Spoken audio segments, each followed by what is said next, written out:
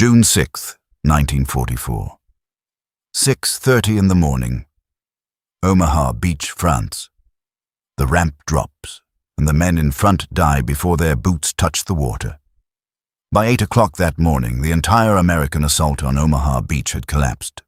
Not slowed down, not stalled, collapsed. Men were pinned behind a narrow strip of shingle, a ridge of wet stones maybe 6 feet wide, between the waterline and the open sand. Officers were dead. Junior officers were dead.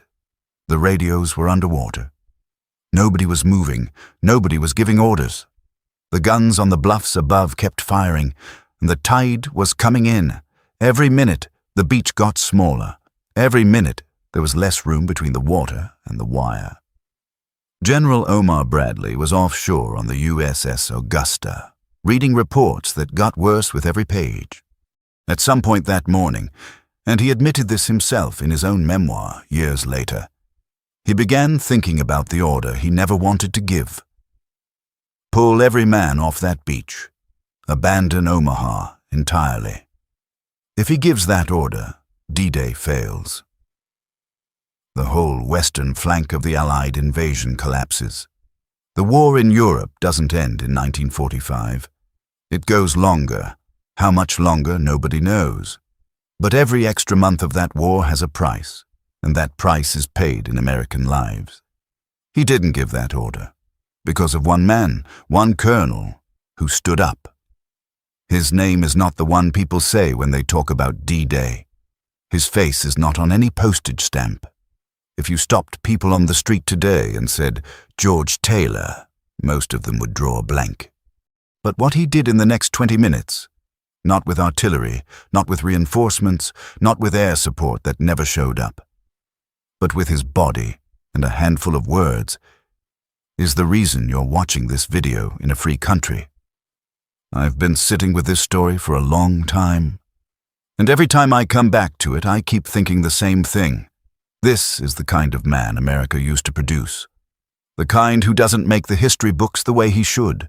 The kind who does the thing that needs doing and then just goes back to work. If that means something to you, if you think men like that deserve to be remembered, hit the like button right now. It's the only way a story like this one finds the people who need to hear it. One tap. That's all. Now, let me take you back to the night before that morning on the beach. Because to understand what George Taylor did on Omaha, you first have to understand who he was and what it cost him to do it. The night of June 5th, 1944. Somewhere in the English Channel, thousands of American soldiers are packed into landing craft. Low, flat-bottomed boats not much bigger than a city bus. The Channel in early June doesn't care who you are or what you're about to do. It throws the boats around like toys. The men had been ordered not to eat before the crossing. Didn't matter. Most of them couldn't have kept anything down anyway. The boats pitched and rolled in the dark. Men pressed their backs against cold metal walls. Some prayed. Some slept in that shallow, restless way you sleep when your body is exhausted but your mind won't stop. Some stared at nothing. A lot of them were carrying something in their chest pocket. A photograph. A letter they'd written but hadn't mailed. A few lines from the Bible, folded and refolded until the paper was soft as cloth. Not because they were superstitious, because it was the only thing in the world they could still hold on to.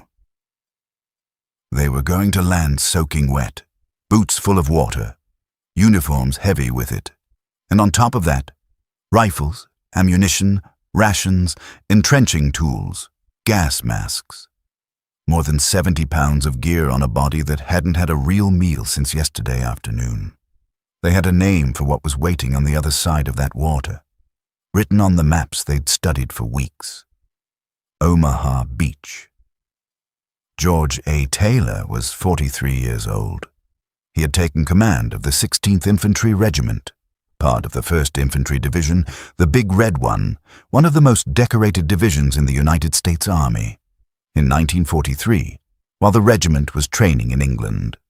That gave him a year A year is long enough to learn every face in a regiment of 3,000 men. Not every name, though Taylor came close. But every face. You see a man at breakfast for a year. You see him shivering through a winter exercise on the English moors. You see him laughing at something stupid in a pub in some small town in Wiltshire. You know him. Taylor wasn't the kind of officer who kept his distance. He didn't run his regiment from behind a desk. He was out on the training grounds, walking the positions, sitting down in the dirt next to men who were worn out and cold and a long way from home. The men who served under him didn't describe him the way you might expect a soldier to describe a colonel. They didn't talk about his tactical brilliance or his bearing or his decorations. They said something simpler. Over and over, in interviews done years after the war, different men who served in the 16th said the same thing in almost the same words. He never asked us to do anything he wouldn't do himself. That's the whole description. That's the whole man in one sentence. There's something that gets lost when we talk about the leaders of that generation. We flatten them into statues before we've finished understanding them. We put them on pedestals and give them dramatic quotes, and then we wonder why the stories feel distant. Taylor wasn't a statue. He was a man who had spent a year learning the names of the men he was about to lead onto the most dangerous beach in the world. And he understood, the way you can only understand it if you've actually done it, that the only way to lead men into something like that is to go first. Not to point the way, to go first. The planners back in London had studied Omaha for months. On paper, on the maps spread out across the tables at SHAEF headquarters, it looked manageable. A wide beach, room to move, a few defensive positions on the high ground. The planners estimated 2 hours to clear the bluffs. 2 hours. What the maps didn't fully capture was this. The bluffs above Omaha Beach rose 100 to 170 feet straight up from the sand. Not a gentle slope you could work your way up with your hands and your boots. A wall. And at the top of that wall, the defensive positions weren't placed to face straight out to sea. They were placed to fire along the beach, parallel to it, so that anyone coming up out of the water and trying to cross the open sand would be in the field of fire of positions they couldn't see. On their left, on their right, in front of them. No matter which way you turned, something was pointing at you. The officer who oversaw the fortification of this section of the coast had studied the terrain the way a surgeon studies an X-ray. He understood that you don't need to stop men at the waterline. You let them get to the beach, you let them think they made it, and then you catch them in the open, on the sand, with nowhere to run and nowhere to hide. He had written in the spring of 1944. The first 24 hours will be decisive. He was right about that. He was wrong about which side would do the deciding. The landing craft came in before dawn. Hundreds of them spread across a 3-mile stretch of beach, all converging on the same strip of sand at the same time. The men inside couldn't see the shore yet. They could hear it. The low thud of shells, the distant crack of small arms fire already underway at the flanks. Some of them had been in the boats for hours. They were wet and cold, and their legs had gone numb from sitting on the metal benches. At 6:30 in the morning, the first ramps dropped. The German MG-42 machine gun fires at a rate of 1,200 rounds per minute. Not 1,200 shots a second, 1,200 a minute. At full speed, it fires so fast that individual shots blur together into a single continuous sound. A tearing, ripping noise that veterans described as nothing like what they'd heard on any training range. One man who survived the morning said it sounded like someone running a stick along a metal fence, except the fence never ended. The men in the front of the boats had no cover. There was no cover to have. The ramp went down and the guns opened up and the men at the front fell where they stood. On the ramp, in the shallow water, before their boots found the bottom. The men behind them had two choices: stay in the boat, which was now a stationary target, or go into the water around the bodies and try to make it to shore. The water was 58 degrees, not dangerously cold by itself, not if you're moving, but with 70 pounds of gear strapped to your body. Rifle, ammunition, pack, gas mask, rations. The water doesn't help you move. It pulls. Every step toward shore is a fight against the weight of everything you're carrying, and the pull of everything trying to drag you down. Some men didn't make it to the beach. They went in too deep, or they lost their footing in the surf, or the gear just won. Their names are on the memorial at the top of the bluff today. They are counted among the dead of Omaha Beach. They never set foot on dry sand. At the western end of Omaha, a sector marked on the maps as Dog Green, a company of the 116th Infantry Regiment came ashore at 6:36 in the morning. 197 men. Captain Taylor Fellers was their commanding officer. He had trained this company for months. He knew these men. He was dead before the ramp hit the water. Lieutenant Edward Tidrick went in right behind him. He made it as far as the surf line before he was hit. He was still giving orders, shouting to the men behind him, pointing toward the beach, when a second burst caught him. The men who survived said he kept trying to talk even after he couldn't stand up anymore. In the first 15 minutes, 91 of the 197 men in A Company were killed or wounded. 4 platoons had gone in almost simultaneously. 4 ramps had dropped at almost the same moment. And the guns above Dog Green had been waiting for exactly that. Multiple targets concentrated in the open with nowhere to go. This wasn't a battle. It was a slaughter, and it was over faster than it takes to eat breakfast. Up and down the beach, the picture was the same. The men who made it out of the water found the only cover available, the obstacles. Steel crosses welded together into X shapes, planted in the sand by the thousands before the invasion. The planners had called them check hedgehogs. They were chest-high on most men, never meant to be protection, meant to tear the bottoms out of the landing craft before they could reach shore. But on the morning of June 6th, they were the only thing standing between a man and the guns above him, so that's where the men went. They pressed themselves against wet steel or behind the bodies of the men who had fallen in front of them, or flat on the sand with their faces down. They didn't advance. They didn't retreat. The water was behind them, and retreating meant drowning. They stayed where they were, in the narrowing strip of beach, the wire on one side, the water on the other, and they tried to survive the next 10 seconds. Then the next 10. Then the next. The command structure had dissolved. Captains were dead. Lieutenants were dead. Sergeants were trying to figure out who was still alive in their squad, let alone give orders to a platoon. Radios had gone underwater during the landing and never come back. Runners couldn't move without being shot at. The beach was full of men who wanted to fight and had no one to tell them how. Aboard the USS Augusta, 3 miles offshore, General Omar Bradley had been reading reports since before the first ramp dropped. By 8 o'clock, the reports had stopped making sense. Not because the situation was unclear, because the situation was exactly as clear as he didn't want it to be. No progress on any sector of Omaha. Casualties in some units approaching 50%. Radio silence from positions that should have been reporting in. Bradley stood at the rail of the Augusta and looked toward the beach. From that distance, he couldn't see the men. He could see the smoke, the flashes from the guns on the bluffs, the dark shapes of the landing craft still coming in. He could see that something had gone wrong in a way that couldn't be fixed by sending in the next wave. He later wrote about what he was thinking that morning in his memoir, A Soldier's Story. He had begun to consider diverting the follow-up forces, the men and equipment scheduled to land at Omaha in the next wave, to Utah Beach and the British sectors instead. Not because he wanted to abandon Omaha, because he was looking at the numbers and trying to find a path forward, and the numbers weren't giving him one. The pen was in his hand. He hadn't used it yet. Back on the beach, the tide kept coming in.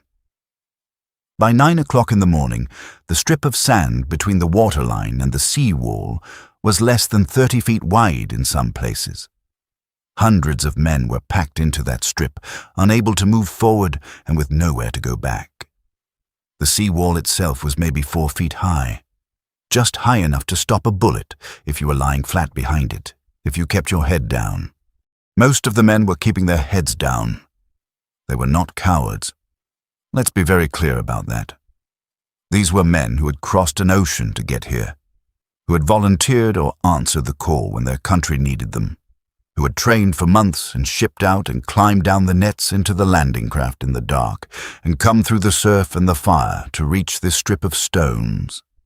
They had done everything that had been asked of them, but now they were here, and the men who were supposed to be leading them were dead, and 200 yards of open sand separated them from the base of the bluffs, and nothing, no cover, no smoke, no suppressing fire, was going to make that 200 yards any shorter.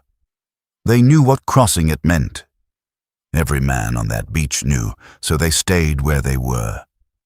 And the tide kept coming in, and nobody moved. Colonel George Taylor came ashore sometime after 8 in the morning, not in the first wave. He landed later when enough of the picture had come together to see it clearly. He stepped off the ramp and waded in through the surf and walked up onto the sand. And he saw what was there, his men. The men he had spent a year with in England, the men whose names he knew, whose hometowns he'd heard about over warm beer in Wiltshire pubs, whose faces he'd watched change over 12 months of training from boys who were nervous about what was coming into soldiers who knew exactly what was coming and had made their peace with it. Flat on the stones, heads down, not moving. The ones who weren't behind the sea wall were further back or in the water, or they weren't anywhere anymore. Taylor stood on that beach and took it in. He didn't radio for support. He didn't look for a senior officer to report to. He didn't pull out a map and recalculate. He had been an infantry officer long enough to understand one thing clearly. There is no plan that survives contact with a beach like this one. The plan is gone. The only question that matters now is what you do with what's in front of you. What was in front of him was several hundred men who had the will to fight, and no one to show them the way through. He stood up, and he started walking. Not running, walking, upright, along the beach, in the open, under fire. The men pressed behind the seawall could see him. This colonel, their colonel, moving along the waterline in full view of the guns on the bluff above, not crouching, not sprinting from cover to cover, just walking the way a man walks when he has already decided something and there's nothing left to decide. He went from group to group. He crouched down next to the men who were still alive, and he looked at them directly, and he said the same thing each time. Recorded years later by historian Stephen Ambrose, gathered from the accounts of the men who were there, who carried those words with them for the rest of their lives. Two kinds of people are staying on this beach, the dead and those who are going to die. He let that land. Now let's get the hell out of here. There was no speech before it, no appeal to God or country, no reminder of what they'd trained for or what was at stake or what history would say about this day. No promise that the guns would let up or that help was on the way or that any of this was going to be easy. Just the truth. Delivered flat and plain, the way men of that generation delivered hard news. Without decoration, without softening, with full confidence that the person on the other end of it was capable of hearing it straight. He was right about that too. Men who are frozen in place don't need inspiration. Inspiration is for people who have options and need help choosing between them. The men on that beach didn't need to be stirred. They needed someone to name the situation clearly enough that the choice in front of them became visible. Stay here, where the guns know exactly where you are, where the tide is taking the beach away 1 foot at a time, where the only guarantee is that doing nothing changes nothing except how long it takes. Or move. Taylor named it. And then he showed them the only other choice. He turned away from the sea wall. He walked out onto the open sand, nothing between him and the guns above.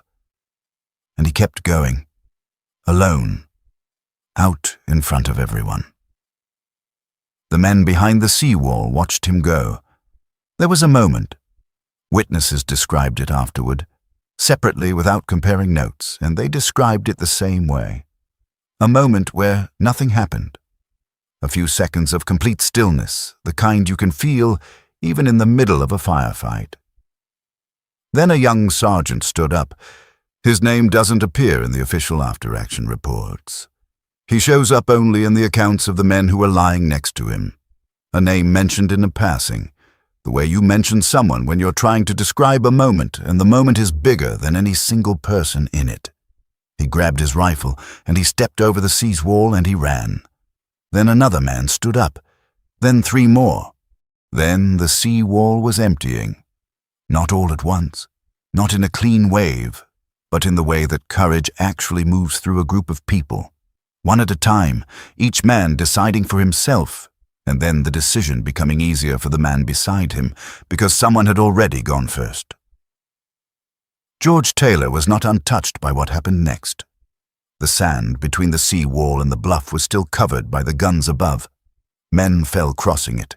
The man running directly beside Taylor at one point went down without a sound. Taylor didn't stop.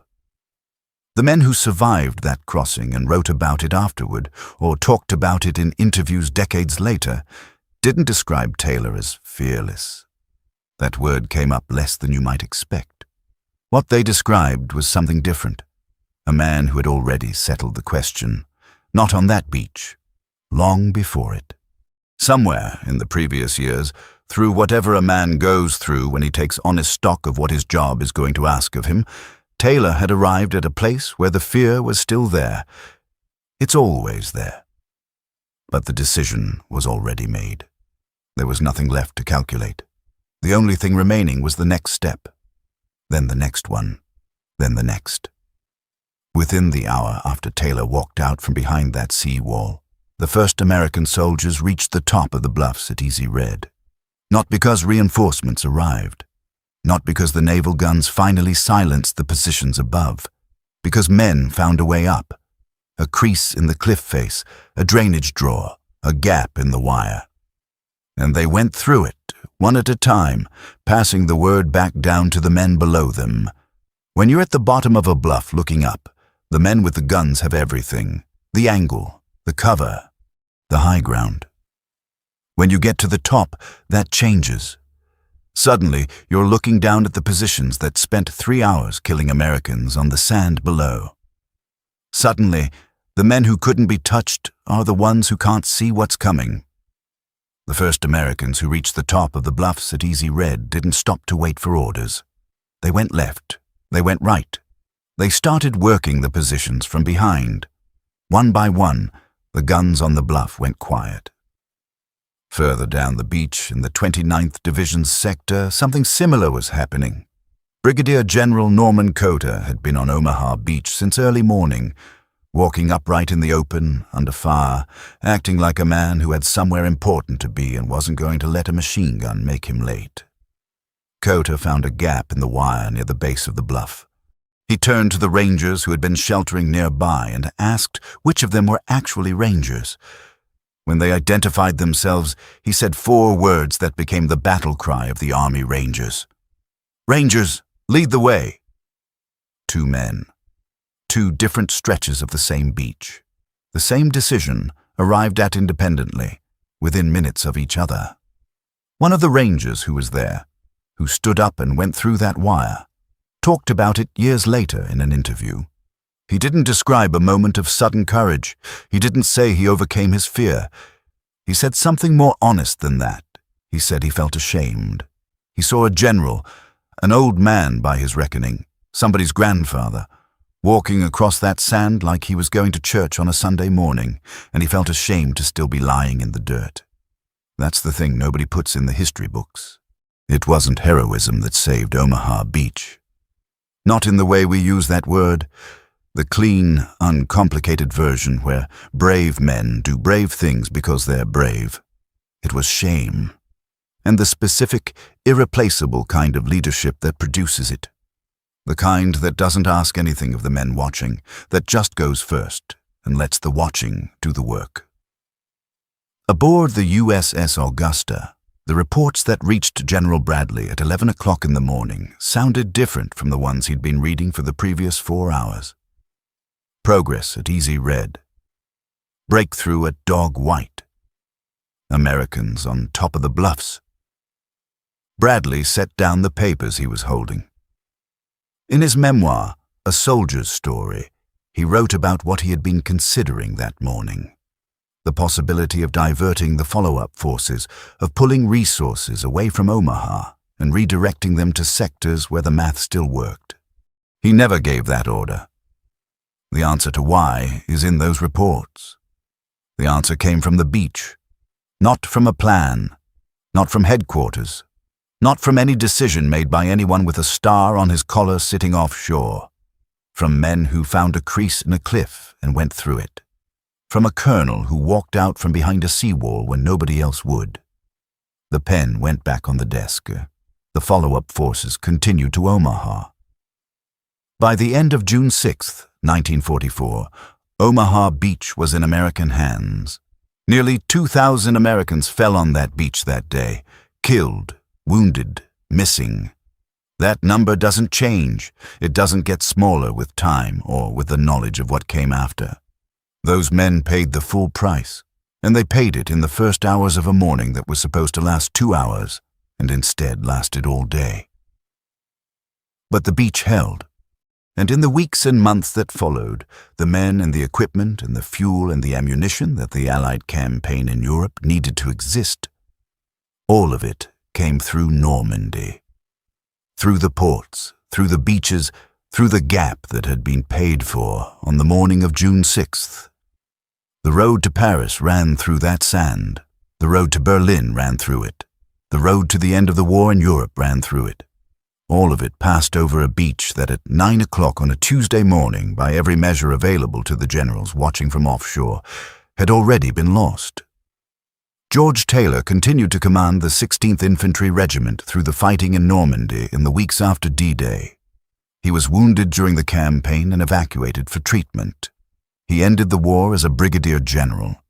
He was decorated for his service. He came home. He did not receive the Medal of Honor. Eisenhower has an airport named after him. Patton has statues and movies and a name that every American schoolchild learns. Bradley has a monument at West Point. Those men earned what they got. Nobody disputes that. But there is another kind of man in every war. The kind who doesn't run anything from a headquarters building, who doesn't appear in the newsreels, who doesn't have a famous quote that ends up in a textbook. The kind who shows up where the situation is worst and does what the situation requires and then goes back to work. George Taylor was that kind of man. So was the captain of A Company, whose name most people have never heard. So was the sergeant at Easy Red, who went over the seawall right behind Taylor, whose name doesn't appear in the official record at all. History keeps the names of the men who gave the orders at the top. It doesn't always keep the names of the men who made those orders possible to give. That's not a complaint. It's just what history does. It moves toward the centers of power, toward the men with the titles and the press coverage and the photographs. It doesn't always have room for a colonel who walked a beach under fire one morning and said what needed to be said, but here's what the record does show. What Taylor did on that beach was documented by multiple eyewitness accounts. Men who gave their stories to journalists, to historians, to Stephen Ambrose, who gathered those accounts and put them in a book that a lot of you have read. The words were recorded. The walk was documented. The moment was not lost. Those words have been quoted in American military leadership discussions for decades, not because they were eloquent, because they were true. And because the man who said them didn't just say them, he proved them with the next step he took and every step after that. That is what George Taylor left behind.